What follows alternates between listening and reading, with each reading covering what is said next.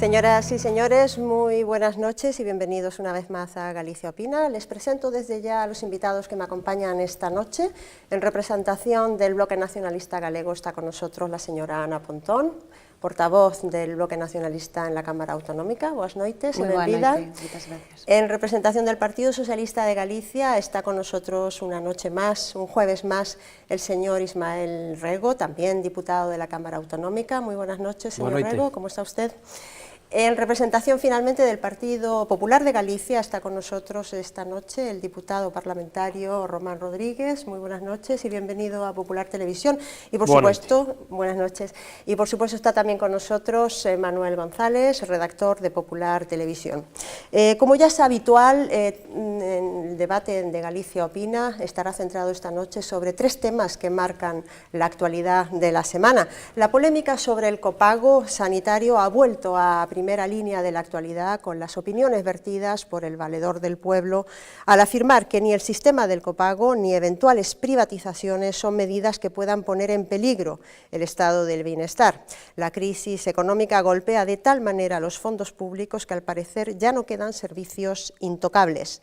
Austeridad y recortes. Este es el lema de la Xunta y del conjunto de las administraciones públicas para enfrentarse a una crisis que les afecta directamente y que plantea un futuro incierto para su mantenimiento. Sin embargo, cuando se trata de eliminar entidades públicas, recortar gastos o reformular el papel de diversas administraciones, como pueden ser las diputaciones, consejos, asesores o fundaciones, los dirigentes políticos no se ponen de acuerdo. Como un verdadero balón de oxígeno ha llegado la noticia de un posible contrato para los astilleros Barrera de Vigo, para la construcción de un dique flotante. Este contrato, sin embargo, no impide que la empresa presente suspensión de pagos. La industria naval gallega atraviesa por una crítica situación agravada por la suspensión por parte de Bruselas del sistema de bonificaciones. La bonanza de las arcas públicas se ha terminado y parece inevitable, aunque nos duela, tomar medidas que reduzcan drásticamente el gasto en el sanitario. El copago es una de las fórmulas que está a debate. En el siguiente informe vemos todas las ventajas y desventajas de este sistema. Esta semana ha vuelto a saltar a la actualidad el debate sobre el copago en servicios públicos, motivado por unas palabras del Valedor do Pobo en una entrevista. Benigno López juzga en sus respuestas que ni el copago ni las privatizaciones afectan directamente al estado de bienestar. Los justifica en base a la crisis económica que obliga a vivir en unas circunstancias de mayor restricción del gasto. En su reflexión defiende que los recortes deben ser la última medida que se adopte, en especial los que puedan afectar a la sanidad o a la educación, pero declina poner el calificativo de intocable. El valedor considera que no puede haber nada intocable porque, explica, nadie recorta por gusto. Entiende que cuando se lleva a cabo es porque hay que hacerlo. El alto comisionado del Parlamento gallego ha asegurado que aunque esas materias podrían considerarse intocables, las circunstancias imponen otra cosa. En todo caso, apuesta por racionalizar el gasto y solo acudir al recorte en educación o sanidad cuando no haya otra posibilidad de solucionar el conflicto. Durante la entrevista hizo también una clara defensa de la pervivencia de la Defensoría gallega, que dijo no se puede medir por su coste económico, sino por la labor que desempeña. Las respuestas del valedor han tenido su eco entre las formaciones políticas. El portavoz del PSDG en el Parlamento cuestionó este lunes la equidistancia de Benigno López. A renglón seguido rechazó que este cargo entre en un debate político partidario. Preocuparse por aquelas cuestións, por aquelas queixas, por aqueles plantexamentos dos cidadáns que se sinten dunha ou outra maneira tratados de maneira inxusta polas distintas administracións. Volvo a repetir, sempre existe a posibilidade de presentarse unhas eleccións, unhas listas dun partido, e, polo tanto, a partir dese momento, sí facer ese tipo de valoracións. El portavoz de los populares calificó de razonable la valoración del valedor si su intención es plantear un análisis de la financiación de la sanidad pública para garantizar su sostenibilidad. A mí pareceme razoable e creo que é incluso obrigado que as administracións comencen a falar en serio do mantenimento do noso estado de benestar, racionalizando o gasto, gañando en eficiencia. Por su parte, Guillerme Vázquez ha circunscrito las palabras del valedor a una opinión con la que los nacionalistas no están de acuerdo. Consideran que mecanismos como el copago dificultarían el acceso al servicio de salud a los sectores más débiles de la sociedad. Señor Rego, ¿por qué ha sentado tan mal las opiniones vertidas por el defensor del pueblo con respecto a el posible establecimiento de un copago en la sanidad? Vamos a ver, hai dúas cuestións. Unha delas é Benigno González, que ten todo o dereito a expresar a súa opinión. Benigno López, que ten todo o dereito a expresar a súa opinión sobre unha medida destas características ou de outra, e outra cousa é cando fai esas declaracións como valedor do povo. O sea, como valedor dos ciudadanos diante das administracións. Ou seja, como defensor de dereitos dos ciudadanos.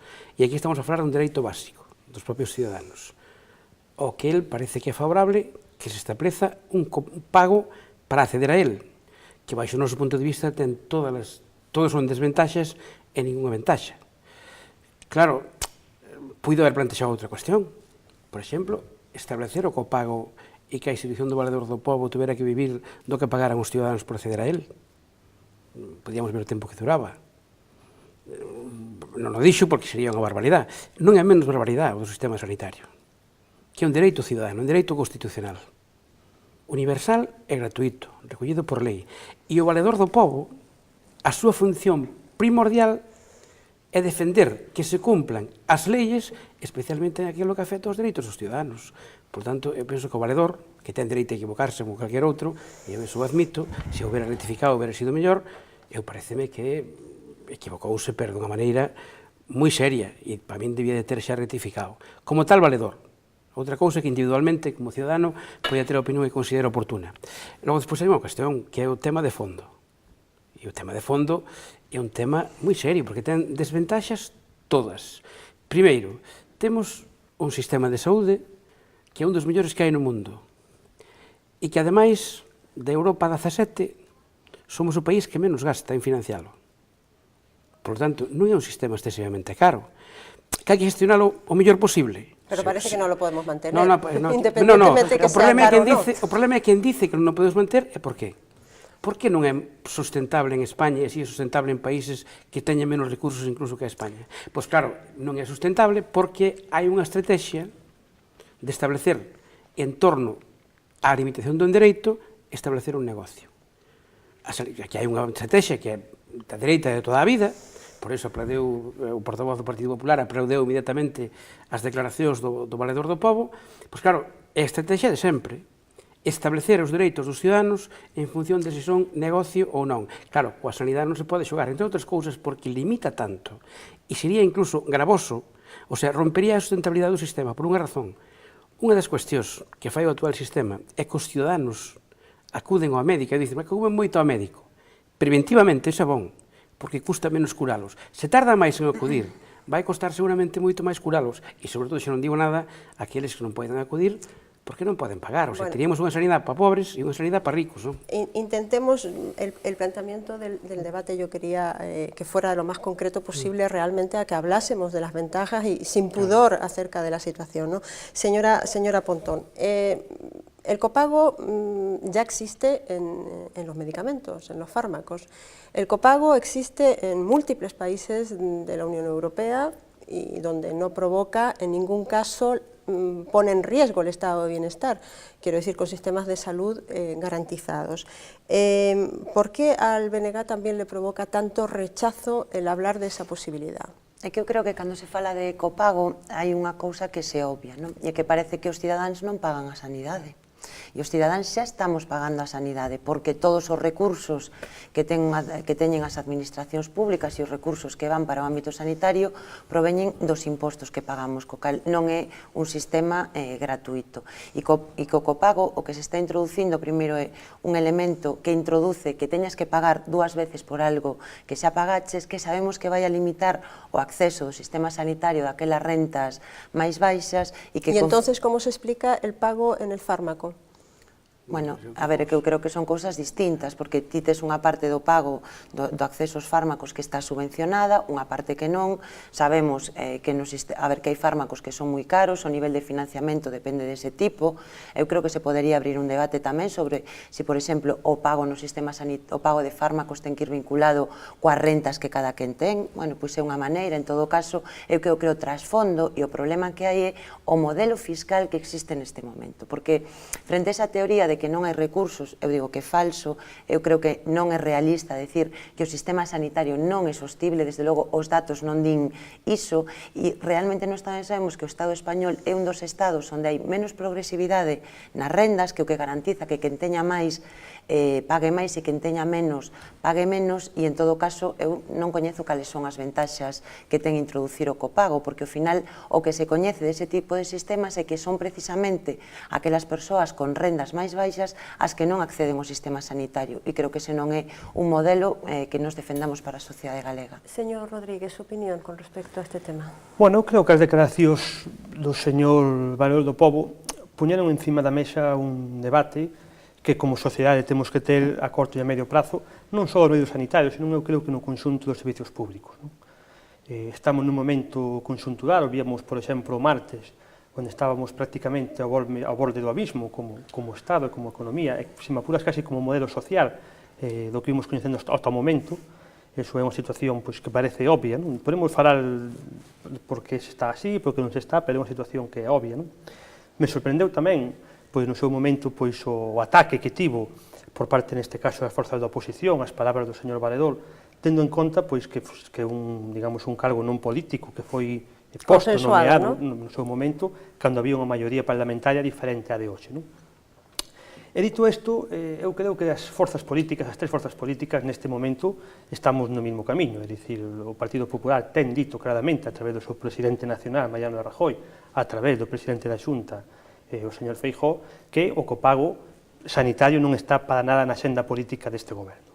Nós buscamos outras fórmulas de racionalizar o gasto sanitario, de buscar normas para que funcione dun xeito máis eficiente, sen ir máis lonxe, pois o catálogo de medicamentos, que se poderá discutir o que se queira sobre o catálogo, pero que certamente é unha medida de aforro dentro do conxunto do sistema.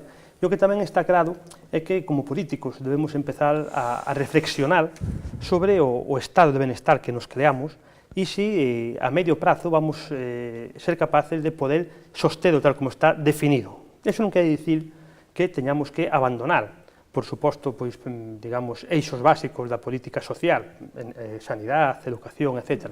Pero hai que ser realista, eu creo que hai que dicirlle aos cidadáns a verdade, non? Porque o que non podemos é estar dicindo que podemos suministrar servicios sin ningún tipo de problemas aos cidadáns, servicios moi necesarios e que todos defendemos, se non temos en conta a situación na cual estamos. Sin ir máis longe, acabamos de ver fai moi poucos días como o Estado, a través das súas transferencias á comunidade autónoma, pois, entre comillas, lle saca 800 millóns de euros. Ben, o Estado non o fai por gusto, o Estado non lle saca 800 millóns de euros, estou seguro, á Xunta de Galicia por gusto, senón porque non ten outro remedio. O Estado non concedeu as pensións por gusto, estou seguro, ou non lle rebaixou os sueldos aos funcionarios por gusto, ou non incrementou a edad de xubilación por gusto. O fixo porque non lle quedaba outro remedio, porque estamos nun entorno, quedamos ou non, complexo, difícil, e temos que evolucionar, e temos que ir adaptándolo da mellor maneira posible, sempre buscando a sostenibilidade do sistema e sempre buscando que a merma na caída dos servicios públicos sexa a menor posible. Pero, evidentemente, temos que ser responsables e temos que comunicarlle á cidadanía a situación na cual estamos.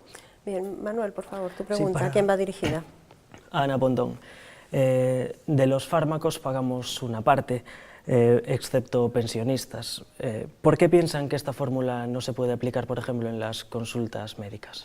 Bueno, xa dixen, eu creo que no caso dos pensionistas e no caso dos pensionistas galegos que teñen unha das pensións máis baixas, non? E que ademais teñen normalmente por cuestións de saúde pois teñen un consumo maior de medicamentos, limitar a situación que hai na actualidade pois suporía empeorar a súa calidade de vida e mesmo que moita xente tuvera que optar entre si ten acceso ou non aos medicamentos. Nos decimos que o problema do que ten o sistema sanitario non é un problema de viabilidade, hai un proxecto claro de desmantelamento de todo o que é o estado de benestar, de privatización do que é a sanidade pública, que é o que está alimentando este tipo de debates e, por o tanto, aquí estamos vivindo unha grande mentira, porque é unha grande mentira que o sistema non sexa viable, o gasto sanitario no Estado español é un dos máis baixos de toda a Unión Europea, dos países da Unión Europea a 15, por o tanto, decir que é un sistema caro é falsificar a realidade e, en todo caso, eu creo que as reformas que se necesitan terán que ir na vía de como se reforma os sistemas fiscais que temos na actualidade e tamén poñer en cuestionamento que se nos está dicindo que hai unha única receita para sair da crise económica. Levamos máis de 2 anos con esta crise aplicando esas receitas neoliberais e lonxe de solucionar a crise se afonda nela e ao mesmo tempo pois se leva adiante o desmantelamento do estado de benestar. Creo que isto desde logo pois o que demostra é un fracaso, que se está aplicando un modelo ideolóxico e que por riba o que máis grave a sociedade non se están dando elementos reais para que vexa que esta non é a única saída e que este non é o único camiño. Bien, no sé, señor Rego, usted quería decir algo para rematar este tema, por favor. Hai unha cuestión que me parece que é fundamental, non podemos misturar as cousas. Estamos falando do copago sanitario. Os que o defenden, incluso, están defendendo como un elemento disuasorio dos ciudadanos hacia o sistema. Porque alguén ten metido na cabeza que os españoles e os galegos vamos moito ao médico. Pero non é certo. E non é verdad. Dase casualidade que non é verdad. Por tanto, aquí do que se trata é de que hai unha estrategia, porque podíase recortar recursos de moitísimos sitios, hai moitísimas cuestións nas que se pode recortar recursos. Por que se acordan única e exclusivamente da sanidade? Porque é unha tarta moi apetitosa. É o maior volumen de gasto que ten a administración autonómica. E, por tanto, é unha tarta tremendamente apetitosa para a iniciativa privada. E a iniciativa privada, en España, en Estados Unidos, en Francia, en Alemania, pois está intentando entrar nesa tarta. Felizmente, en España, pois témolo evitado en gran medida. En favor de que? En favor de que negámonos a alguén a que se optimicen o gasto dos recursos, que haxa máis eficiencia na xestión, para optimizar todo o que é o sistema sanitario? Pois non, claro que se debe facer. Claro que debe haber un acordo nacional entre o Goberno de España e as comunidades autónomas para establecer de unha vez por todas estrategias económicas que permitan pois reducir o custo sin ocurrencias territoriales que limitan dereitos dos ciudadanos en determinadas áreas do territorio e despois se demostra, como no caso de Galicia, de que Galicia non foi precisamente a comunidade que menos se forrou a pesar de ter o catálogo nos últimos 6 meses. Bueno, este tipo de cuestións eu creo que hai que amañalas no Consello Territorial de Sanidade, que para iso está, onde están todas as comunidades autónomas e o Goberno de España. E aí é onde deben ir as propostas que teña cada comunidade autónoma para poñelas en común e lideradas polo Goberno de España e o conxunto das comunidades autónomas se pode establecer, eu pareceme que dai unha fórmula para optimizar o sistema e nunca ir camiño dunha sanidade que ten recursos e outra distinta para o que non nos ten, que é o que nos levaría o sistema do copago. Bueno, seguiremos hablando seguramente del copago y de la situación del sistema sanitario más adelante y no muy lejos de este tema. Vamos con el siguiente asunto de esta noche. No basta ya con las políticas de recorte en el gasto de la administración autonómica. Desde la Xunta de Galicia consideran que son todas las administraciones públicas las que deben reformular sus estructuras para aligerar el gasto. Existe una gran lista de organismos como consellos, fundaciones y agencias que operan a nivel autonómico y que poseen un equivalente de rango estatal, organismos duplicados que a menudo se solapan en sus labores. La crisis está avivando el debate sobre la necesidad de prescindir de estos entes a todos los niveles, a los cuales la Xunta de Galicia destina más de 46 millones de euros al año. Cuando el equipo de Feijóo llegó al gobierno gallego, anunció un profundo plan de reajuste de la llamada administración paralela, cuyo primer paso fue introducir sus partidas económicas dentro de la ley de presupuestos para su mejor fiscalización. En Galicia se contabilizaban más de 150 entidades dependientes entre sociedades mercantiles públicas, entes, fundaciones, consorcios y agencias, de las cuales la Xunta decidió suprimir o refundar 46 en una primera etapa del plan de racionalización de la administración paralela. En esta primera fase iniciada hace un año, el gobierno gallego consiguió duplicar el ahorro previsto, logrando alcanzar 21 millones de euros de ahorro frente a los 10 estimados. En esta operación de simplificación de los entes públicos se prescindió también de 489 puestos de trabajo, la mayoría derivados de asistencias técnicas innecesarias, pero financiados con subvenciones o con otro tipo de contratos temporales. El consejero de Presidencia, Alfonso Rueda, explicó que la segunda fase del plan de racionalización incluirá el análisis de otros 52 organismos y que, a diferencia de la etapa anterior en la que 3 consellerías quedaron excluidas, todos los departamentos de la Xunta se verán afectados ahora por estas medidas. El gobierno gallego está conforme con la marcha del plan de reforma de los llamados chiringuitos, mientras que el debate político sobre la eliminación de los entes públicos sigue encima de la mesa en múltiples comunidades autónomas y partidos políticos. Muy bien, señor Rodríguez, ¿hasta dónde vamos a ir reduciendo el volumen de entidades, organismos públicos considerados los llamados chiringuitos, malamente hablando, digamos? Bueno, hai unha cousa que é unha realidade, non? É que quizás para interpretar e para analizar o que está pasando hoxe teñamos que mirar hacia atrás, non? Dende o comezo da democracia, da historia autonómica, pois todos os gobernos autonómicos de calquer color político, non? Pois foron incrementando o volumen da administración. Eso en principio non é malo, non? Porque vai orientado a generar máis servicios para prestarlle á cidadanía pois unha mellor atención con máis calidad e con máis rendimento, non? Evidentemente, esa dinámica artista que tivemos todos, e xa non só das comunidades autónomas, tamén concellos, deputacións, mesmo Estado, o que levaron é a que creamos entre todos pois unha estrutura administrativa pois a veces moi pesada, a veces con moitos solapamentos, duplicidades, onde carecemos dunha certa coordinación interadministrativa, non? Entre os diferentes gobernos, entre os diferentes niveles de goberno, e se hasta o momento fomos quen de asumir todo ese volumen ou ese peso administrativo, quizás nos últimos 2-3 anos, onde as condicións cambiaron moito, eu creo sinceramente que nada vai ser igual despois desta crisis, pois vemos que é necesario pois tomar medidas e a veces é necesario reformular, repensar o que estaba funcionando máis ou menos ben, non? E a partir de aí o que nós podemos plantexar pois moitos organismos que se crearon, os mal chamados chiringuitos, que os creamos os gobernos que estuveron na Xunta, os creou o PP e os creou o Bipartito no seu momento, e tentar reformular. E moitas veces, moitas das cuestións que estaban facendo estes organismos, o que temos que intentar é que pasen a ser creados pola administración. Outra vez, co cual a veces eso implica pois, tomar medidas dolorosas, medidas que ninguén quere tomar, pero que a veces hai que tomar. E a veces tamén en moitas ocasións se ve que é posible tomalas. Eu, por exemplo, vindo para aquí, pois viña pensando nunha cuestión que era o aluguer de vivienda, por exemplo, non? Pois a xestión do aluguer da vivienda, pois durante o pasado período durante o período bipartito, pois se prestaba unha asesoría externa, non? Pois ben, esa asesoría externa tiña un coste económico. Unha das medidas de austeridade que se crearon foi suprimir esa asesoría externa como outras moitas, ou fusionar outros digamos, chiringuitos. E ese servizo seguiu prestando igual pois, a administración, a mellor con máis traballo para a propia administración, ou a mellor non tan cómodo para o cidadán, pero que realmente é a posibilidade de poder manter o sistema. E, en ese sentido, eu creo que este goberno, desde o primeiro momento, ten sido e é moi responsable, no senso que unha das primeiras medidas que adotou foi reducir dun modo bastante drástico, se se quere, todo o que ten que ver ca administración periférica, é dicir, delegados provinciais, houve unha rebaixa sustancial dos cargos políticos, houve unha serie de cuestións que foron encaminhadas a intentar axustar a administración á situación actual. Porque realmente o que temos que pensar como responsables políticos é que os recursos que podemos consumir en crear unha estrutura administrativa, esos recursos están mellor empregados en darlle servicio á sociedade, e iso é algo que este partido, no primeiro momento, o está a facer, e por eso, por primeira vez, o primeiro goberno no ámbito estatal, que puxo en marcha un proceso para reformular e para suprimir 50 mal chamados chiringuitos que estamos en proceso de facelo, que creo con bastante eficacia e con bastante raciocinio.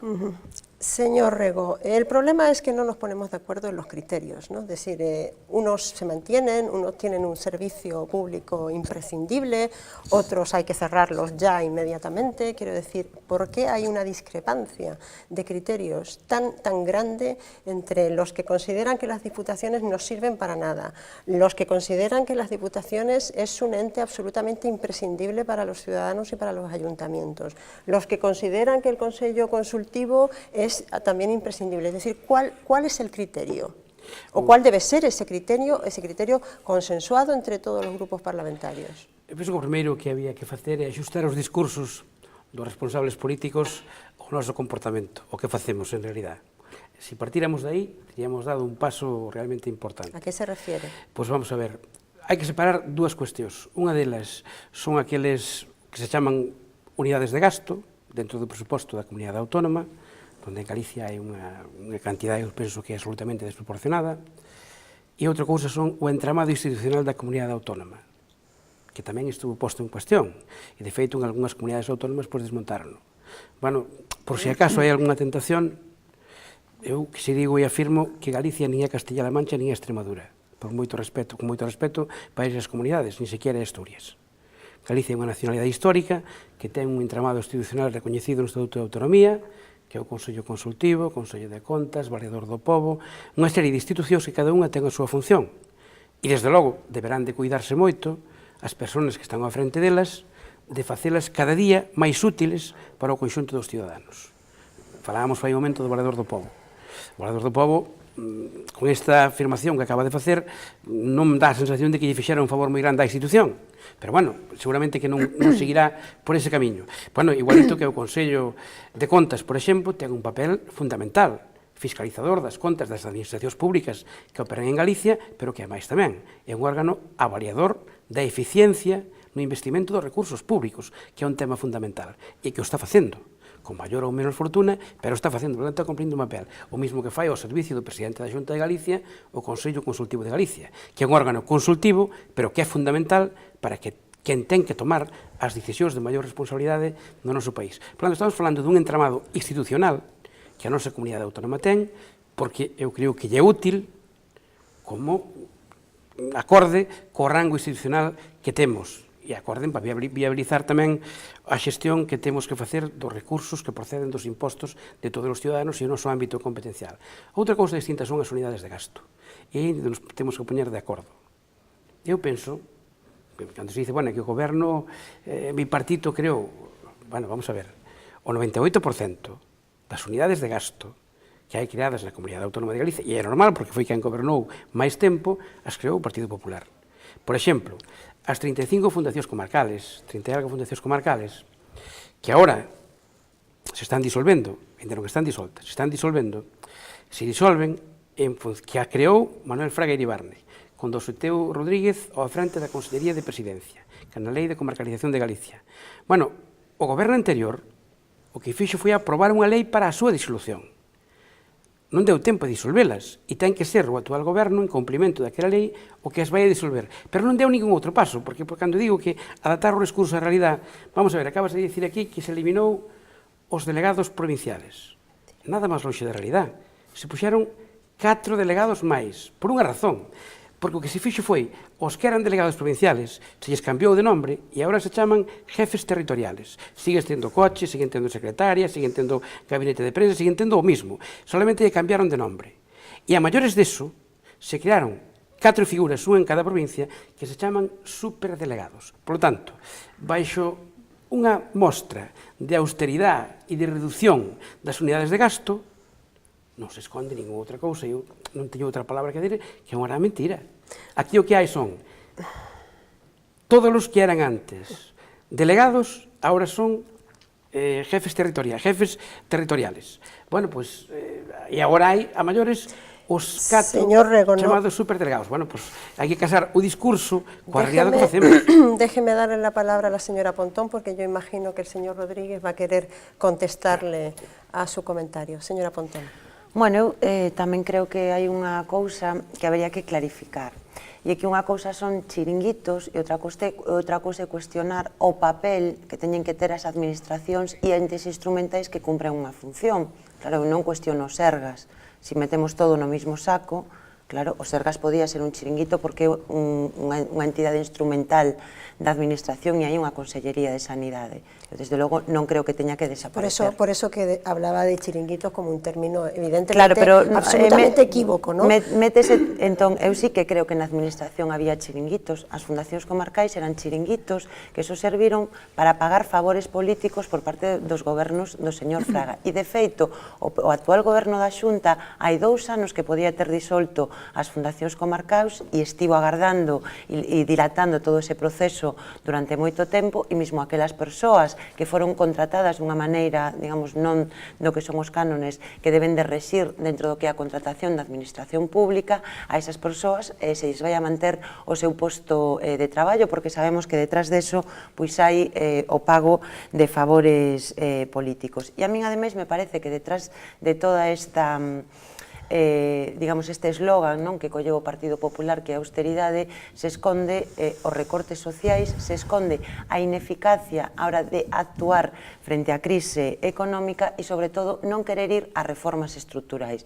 Porque nos decimos que as deputacións provinciais, por exemplo, son entes que non cumpren ninguna función, son intermediarios, reparten cartos, non fai falta que existan deputacións provinciais, porque esas nos as cuestionábamos antes da existencia do que pode ser o Estado autonómico, pero que neste momento cumpren aínda moita menos función, e iso sí que suporía un aforro de moitos cartos e de moitos fondos públicos, e dun elemento que nos creemos que non lle aporta nada sano desde o punto de vista da saúde democrática e desde o punto de vista da función que teñen que cumprir. Sin embargo, vemos como aí o Partido Popular é absolutamente reacio a que eso se podan dar. Bueno, totalmente reacio no, me parece. Sí, eu creo que sí. Yo escuché algún comentario del presidente Feijóo diciendo que había que hablar de ello, ¿no? Sí, pero sin embargo, cando se vota, porque nos propuxemos eso no Parlamento Galego, votan en contra, cando se propón no Parlamento do Estado, votan en contra. Entón, bueno, unha cousa son as declaracións ad hoc en un momento determinado e outra cousa é que un presidente que ten capacidade, que ten funcións, un Partido Popular que podería ter apoiado isto no Congreso dos Deputados, logo non vai por esa dirección. Entón, claro, é toda unha ficción e, desde logo, pois decir unha cousa e facer a outra, que creo que neso son especialistas. Señor Rodríguez.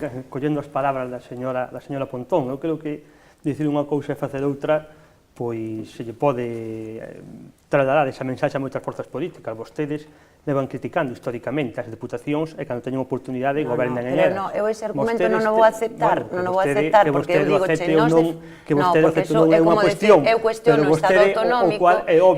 Estado autonómico e teño dereito a participar, e cuestionanse moitas veces moitas das institucións a nivel local e participas, entón iso non é un argumento, iso é demagoxia,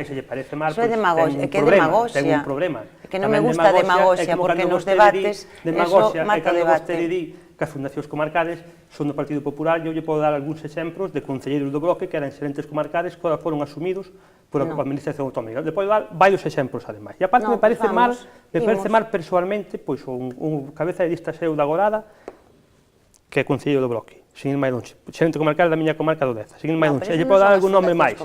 Non, que va. E lle podo dicir, mira, ustedes fixeron bandeira das fundacións comarcales. Nas fundacións comarcales había 42 persoas.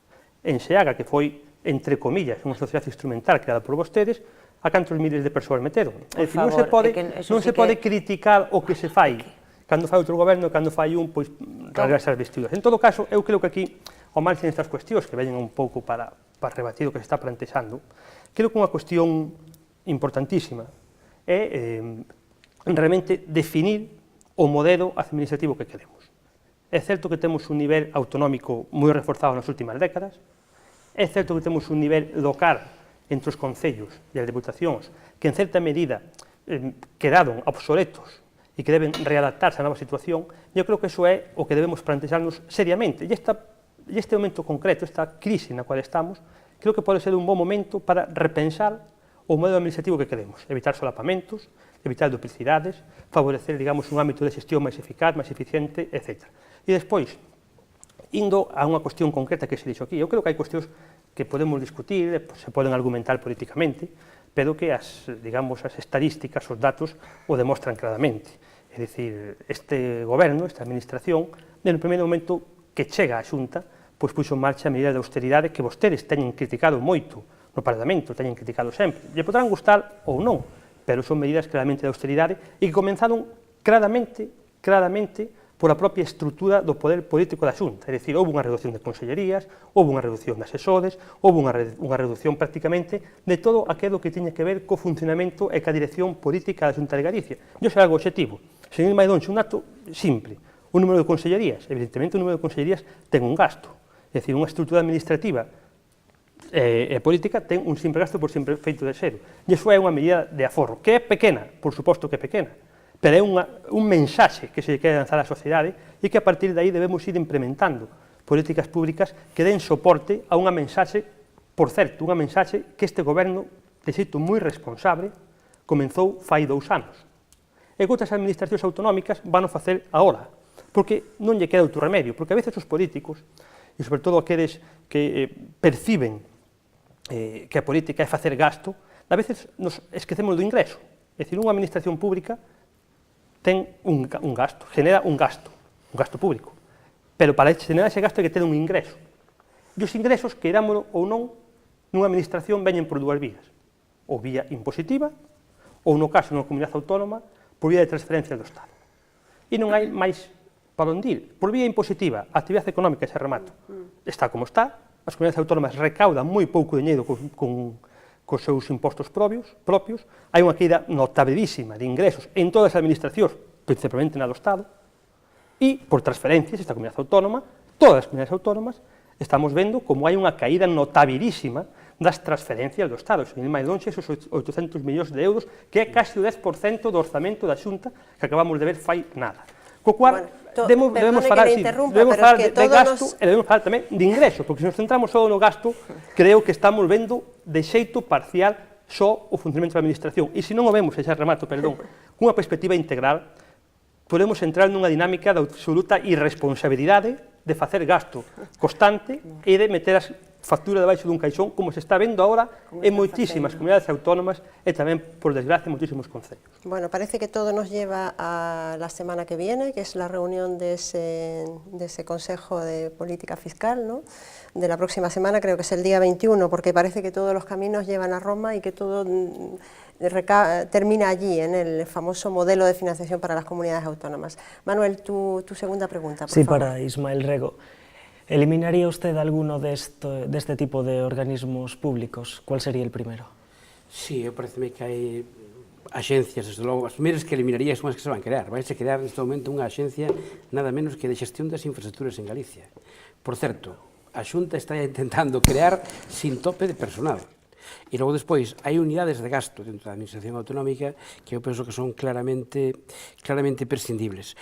Desde logo, os chamados superdelegados, que son 4, cando menos, estos é que non teñen ninguna función.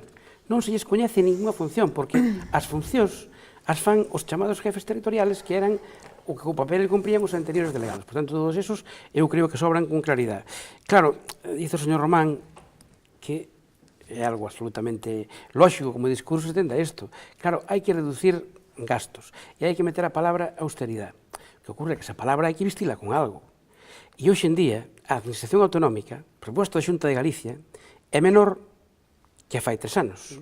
É menor. Pero o gasto para xestionalo é maior. No, aí non estamos de acordo, aí non estamos de acordo. Claro, pero temos que estar... pero temos que estar... vamos a ver unha cuestión. É fácil que nos poñamos de acordo, porque se fora unha opinión miña, non tería moita importancia. Pero poñémonos de acordo entrando na páxina da intervención xeral da Xunta, porque iso, afortunadamente, está nos orzamentos que aproba o Parlamento. E se vemos os orzamentos que aproba o Parlamento, veremos como o gasto que consume a Xunta de Galicia en xestionar medrou, mentras que o que xestiona decreceu.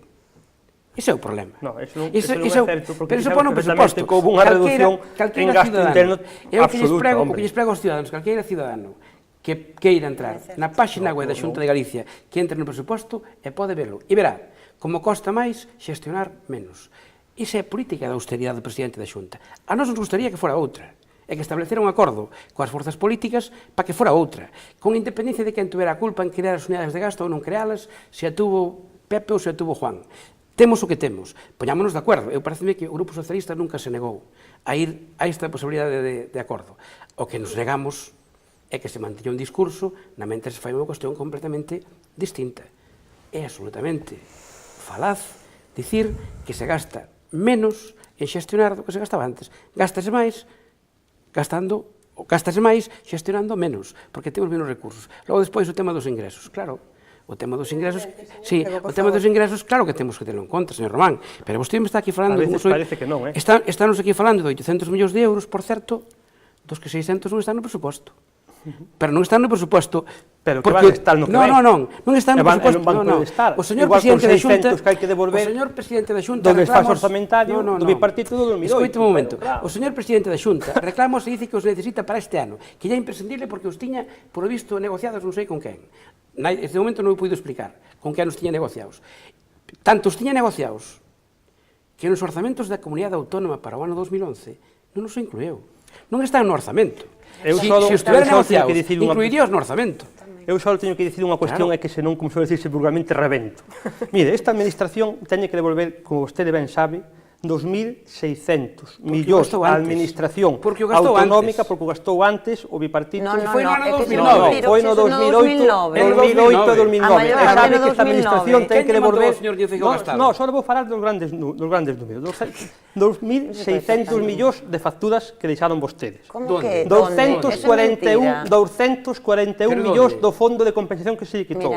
140 e pico millóns de euros do plan de vivienda. E agora 800 millóns que lle nega o Estado, que lle nega o Estado a esta administración. E vostede quere que é posible, sinceramente pensan que é posible manter a actual estrutura de servicios públicos, tal como temos hoxe comparada con fai 3 ou 4 anos, é imposible. Os servicios públicos se despilfarron. Pero despilfarron, non hai administración máis austera que esta. Mira, hai unha cousa que é moi clarificadora. E se ves claramente. Está moi ben o discurso. O ve calquer cidadán. E está moi ben o victimismo como norma. Señora Pontón, é absoluta realidade. É que é dato encima da mesa como maneira de tapar a incapacidade que ten este goberno, que debería de explicar, e creo que vostede aquí ten unha oportunidade para poder facelo, e como habendo tanta escasez de recursos, a Xunta de Galiza se permitiu o luxo no ano pasado de deixar 1.500 millóns de euros sen executar, que estaban nos orzamentos, e agora todo este discurso de non hai, o que non temos é un goberno con capacidade para facer o máis importante. Pero non fala de ingreso, e non sabe que moitos de pero vamos a ver, pero se estaba no orzamento e non se gastou, eso é mentira, é mentira. Pero non está mal gastado. Non é que este mal, pero ustedes rompen en Madrid a baralla a mitad da partida. Ti queres me decir que alguén... A partir do plan de vivienda, mira, Ana, por favor, ti tamén falaches, eu deixeite falar, por favor, eu deixeite falar. Non deixame explicar unha idea. Creo que non lle pasa nada a ninguén por escoitar algo que temos que decir desde o BNG. Había 1.500 millóns de euros nos orzamentos que cando se pasa a liquidación que ten que pasar a Xunta de Galiza ao Parlamento, vemos como 1.500 que a maior parte son gastos de investimento moi necesario nun momento como actual, a Xunta de Galiza foi incapaz de gastalo. Turismo, en I+D+I, en infraestructuras, en todo. Entón, como que o problema é que non hai recursos? O problema é que temos un goberno que non é nin capaz de gastar o que ten. E o máis grave, que non acaba de explicar que sistema de financiamento pactou, porque o grave de todo isto é que o PP, o goberno da Xunta de Galiza, o actual, non o anterior, que algún día terá que asumir que ten a responsabilidade de gobernar, pactou un sistema de financiamento que fai augas por todos os lados e ademais traicionou a confianza que se lle deu no Parlamento, porque sabes que pactou un sistema de financiamento perxudicial para este país. Iso é a responsabilidade do goberno. Un minuto e cerramos, por favor, este capítulo. Vamos a ver, un orzamento é unha previsión de ingresos e gastos, ou non é unha previsión de ingresos e gastos. Estamos de acordo, non? Esta administración elaborou unhas previsións de ingresos en base en gran parte a transferencias provenientes do Estado. Seguindo máis longe, o plan de vivienda, o goberno estatal saca 140 millóns. Esos 140 millóns non os pode executar, porque o Estado os quita. Sí que estaba en ese orzamento. E despois, e punto segundo, algo que é objetivo, que se ve na liquidación, que esta administración liquidou o exercicio pasado co 100% dos ingresos. É mentira. Como que é mentira? Ese objetivo, esos son datos. A ver, Ora, que non se cumpre, que non se cumpre, que non se cumpra. No, pero tes que ter a túa parte para poñera. E se non a tes, porque a mellor o goberno do Estado non a transfide ou non hai capacidade de ingreso, usted como fai o dinheiro? Como capacidade de xestión? É que é moi fácil falar, pero mire, entón, ahora xa son 500 os millóns que se deben, xa non 800. O seu goberno do Estado lle acaba de sacar a este territorio, a esta xunta, 800 millóns. Pero se non era un Estado que tiña. Fai 4 meses lle sacou 241 que estaban en orzamentos, Pero, señor Román, se nos van a sacar máis, como poden porque hai fondos dicir que non hai capacidade de xestión? Vostedes non executaron, que non hai capacidade de xestión, porque non hai realmente transferencia de recursos para xestionar. É que é imposible. Por favor, la semana pasada hablamos del tema de los 800 millones, estuvimos más de 15 minutos debatiendo, ahora permítanme que tenemos que ir al último tema de la noche, que es un tema también importante. La huelga general, una huelga general del sector naval planea ya sobre Vigo. Los 3 sindicatos, UGT, Comisiones Obreras y CIGA, realizaron esta mañana un paro parcial y una gran concentración con mucha gente para reclamar soluciones para el sector. Vemos todos los detalles en el siguiente informe. Comisiones Obreras, la CIGA y UGT, los 3 sindicatos mayoritarios han hecho público un calendario de movilizaciones conjuntas en defensa del sector naval. Si no se toman medidas para frenar la crisis que afecta a astilleros e industria auxiliar, no descartan convocar una huelga general en Vigo. La primera de las medidas de protesta ha sido un paro parcial esta misma mañana. Los trabajadores además han marchado desde los diferentes centros de trabajo para concluir con una concentración frente al edificio administrativo de la Xunta en la ciudad. Asimismo, han convocado una manifestación para el próximo jueves también en Vigo. Los sindicatos han reclamado al Gobierno central y a la Xunta que arreglen esta situación porque aseguran la comarca de Vigo no puede soportar tener otros 12.000 parados más. Consideran que las movilizaciones son necesarias ante la gravedad de la situación. Por eso muestran su esperanza de que la manifestación del jueves 21 sea masiva. Con ese fin, los sindicatos han hecho un llamamiento a los trabajadores del sector, incluida la industria auxiliar y los trabajadores jubilados o afectados por ERE, para que se movilicen y participen en la manifestación. Mientras, el astillero vigués Hijos de Barreras entrará en concurso voluntario de acreedores, antigua suspensión de pagos. Acumula una deuda de más de 60 millones de euros. Al tiempo, unos 30 trabajadores comenzaron un cierre indefinido en las instalaciones de la empresa para reclamar una solución a la situación del astillero y del sector naval. También pide soluciones el consellero de Economía e Industria, que insta al Gobierno central a hacer todo lo posible para defender el sector naval en la Unión Europea. Ha avanzado además la intención de la Xunta de presentar en días una propuesta sobre las ayudas fiscales a los astilleros que encaje en la normativa comunitaria. Una opción con la que no concuerda la vicepresidenta económica del Gobierno. Elena Salgado ha descartado que España pueda aplicar un sistema transitorio e inmediato que sustituya a las bonificaciones fiscales para la construcción de barcos. Este también debería contar con una autorización previa de Bruselas. Ha remarcado además que el Ejecutivo está plenamente convencido de que el sistema de amortizaciones se ajusta al marco comunitario. Bueno, no sé si al Bloque Nacionalista Galego, también por supuesto al Partido Popular, no sé si tienen ustedes noticias de alguna respuesta del Gobierno central ante las solicitudes tanto de la Xunta como entiendo que del propio Bloque Nacionalista en el Congreso de los Diputados a la señora Salgado concretamente para que ejerciera presión en Bruselas. Al parecer la señora Salgado ha dicho que no se puede hacer nada, ¿no, señor Rodríguez? Bueno, nós, dende a Xunta de Galicia, creo que a postura é coñecida por todos, o que plantexamos ao Goberno do Estado pois é facer unha unión de forza para que, de algún xeito, poder reivindicar ante, neste caso, a Unión Europea, pois a viabilidade e a potencialidade dos nosos astileiros de seguir traballando, non? Do noso sector de seguir traballando. O naval é un dos sectores industriales máis tradicionales que temos en Galicia, tamén os que máis ten sufrido nas últimas décadas, pois un proceso forte de reconversión, pero é certo que temos pois certas comarcas, pode ser Vigo, pode ser Ferrolterra, pois que teñen un gran potencial e teñen unha certa dependencia económica destes sectores, non? Nese sentido, creo que o presidente Feijóo ten dito, a nosa aposta é por crear pois un frente común co Estado. E lle pedimos ao Estado, ni máis ni menos, que apoie, neste caso, a Galicia, igual que apoiou pois, outros sectores tamén estratégicos por outros territorios, como podía ser o sector do carbón, onde, pois, neste caso, pois, ainda que fora para Galicia perxudicial en certas cuestións, pois o Estado pereixou, entre comillas, co goberno europeo, coa administración europea, coa Unión Europea, para poder seguir plantexando unha serie de traballos que se non era moi difícil facelo por incumprimento da normativa europea. Aquí se lle pide un pouco mesmo, é dicir, facer un frente común para solicitarlle á Unión Europea pois a posibilidade de que os nosos astereiros, que fan as cousas moi ben, que o levan facendo moi ben dende fai moitos anos, pois poden seguir traballando. Eu creo que aquí non o vexo como unha cuestión partidista, é dicir, se somos quen de xerar un frente común as forzas políticas, as forzas sindicais, as forzas sociales, vamos todos da man, creo que Europa non debería escoitar, non?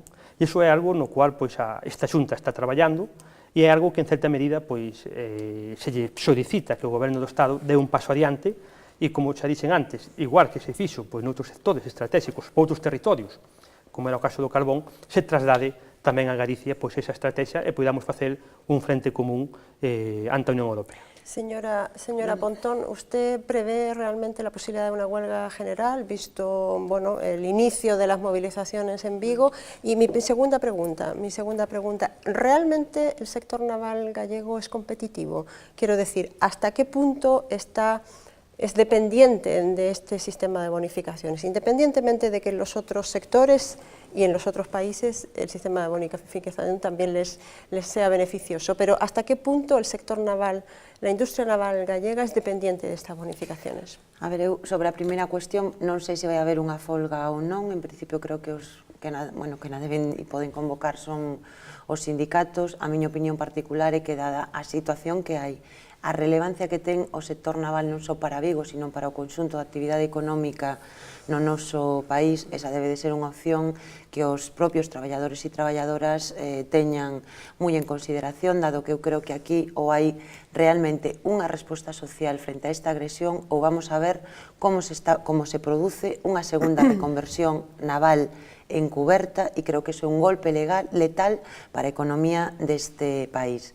A min o que me parece é que o Partido Popular está centrando todo o que son os seus tiros no goberno central e nos temos levado moitas iniciativas en relación coa situación que ten o sector naval, coa necesidade dunha defensa perante a Unión Europea, pero que non pode tampouco escurrir o bulto sobre as súas responsabilidades. Hai poucos meses no Parlamento Galego nos presentábamos diversas iniciativas nas que adiantábamos que ou se tomaban decisións ou o sector naval iba a chegar a este punto.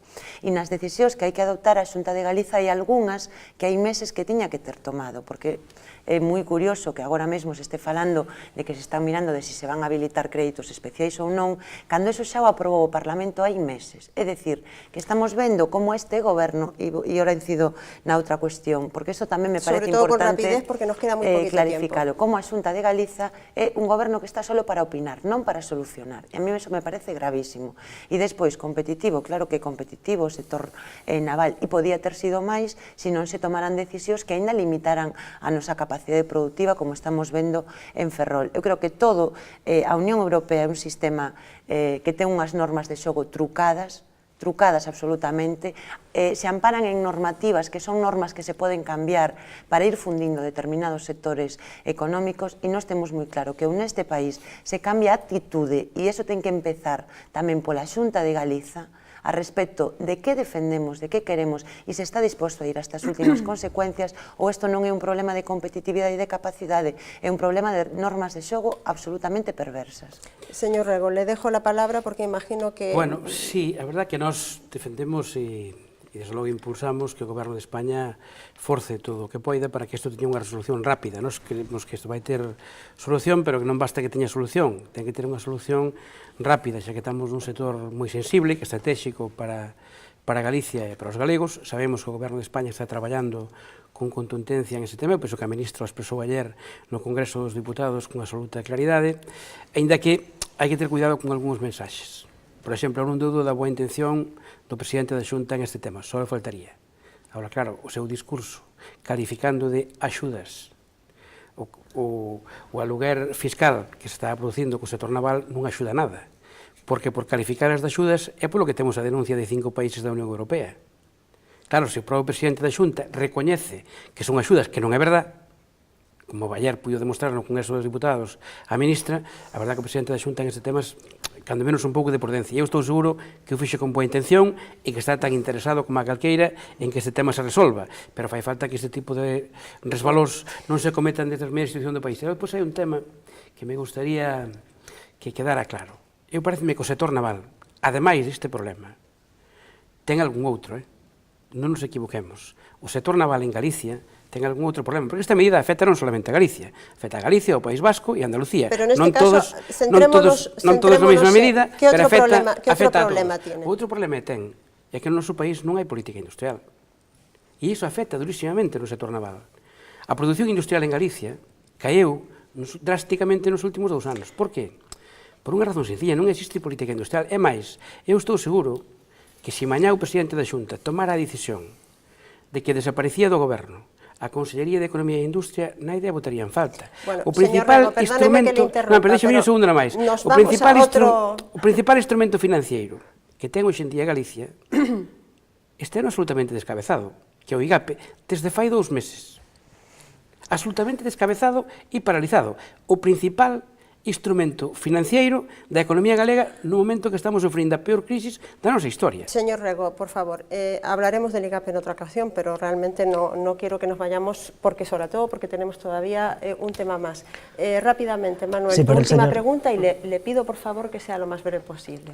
Sí, para el señor Rodríguez, ¿comparte la idea de que esta es una reconversión impulsada por la Unión Europea para llevar la carga de trabajo a otros países? Bueno, eu, neste caso, creo que a nosa forza política, neste caso, o que lle desexa a ministra do Estado é o maior éxito posible nas súas negociacións coa Unión Europea respecto ás cuestións vencidas ao naval, porque o seu éxito vai ser o éxito do sector naval en Galicia. Nós pensamos que se somos quen de facer digamos, un grupo de presión e somos quen de trasladar á Unión Europea todos xuntos a necesidade de que se manteña este sector que é estratégico para a economía do noso país, pois chegaremos ao bo porto, falando de barcos, non? Sobre todo tendo en conta que hai precedentes, é dicir, a cuestión do carbón é un precedente claro. E en ese sentido, o que sí nos gustaría é que en esta cuestión, que é unha cuestión central de país, que ten moito que ver coa economía de moitas comarcas, pois sexamos quen de aunar esforzos e, como xa dixen ao principio, lle desexamos o maior éxito posible á ministra e esperemos que se tome este tema en serio, porque afecta a moitísimas familias do noso país nun sector claramente competitivo, en un sector industrial dos máis tradicionales do noso territorio, que temos demostrado, creo que claramente Galicia ten demostrado que sabemos facer barcos, e xa que sabemos facer barcos, por lo menos que non o deixen facer. Nos queda ya muy poco tiempo, le damos paso pues a nuestra sección de La Calle Opina. Estos son los testimonios que hemos recogido en las calles esta semana.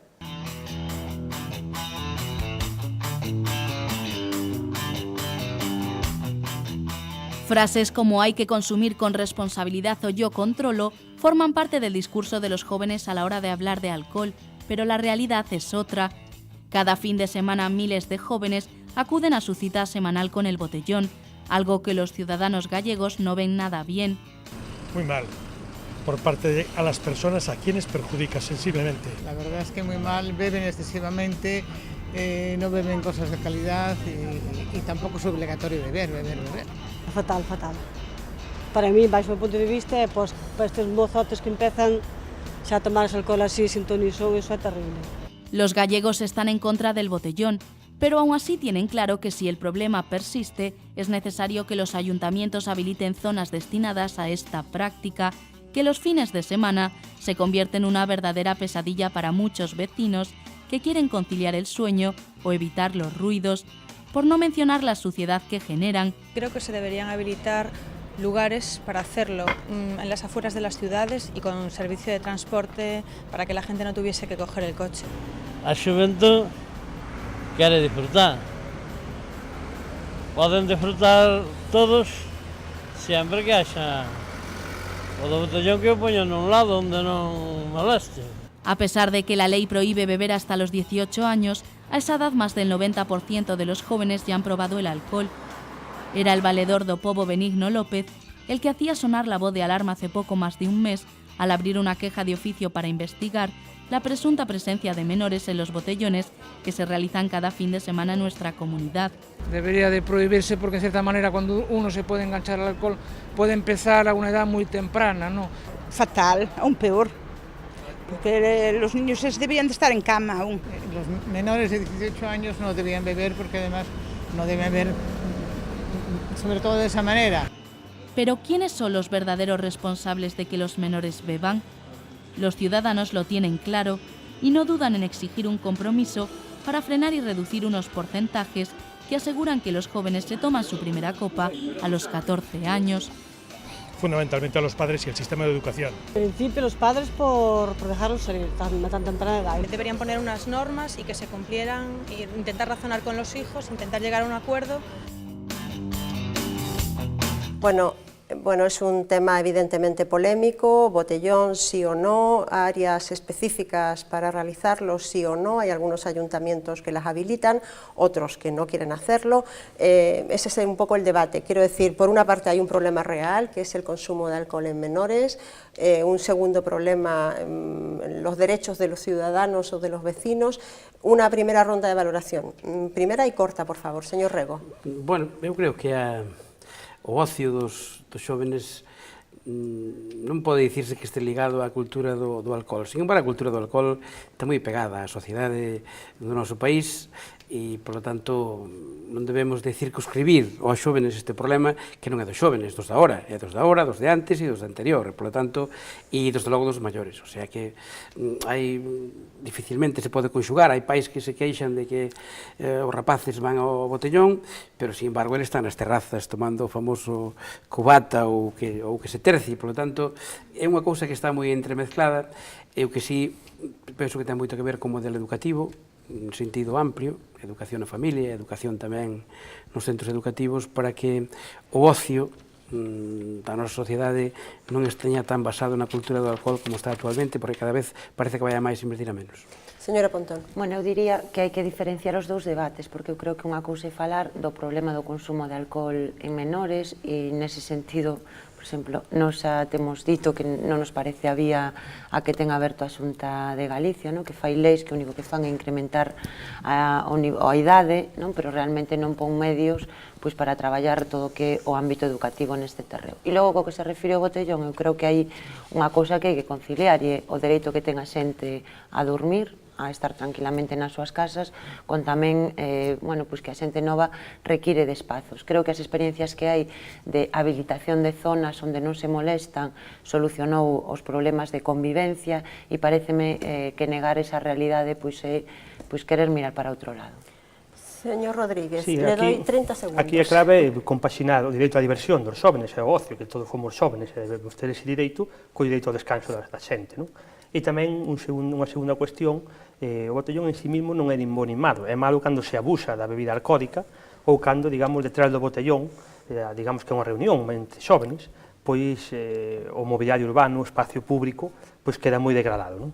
Aí creo que hai que marcar uns certos límites e debemos estar todos, debemos estar as familias, o sistema educativo, o sistema sanitario, os ámbitos administrativos locales, é dicir, un pouco ter unha concienciación da cuestión.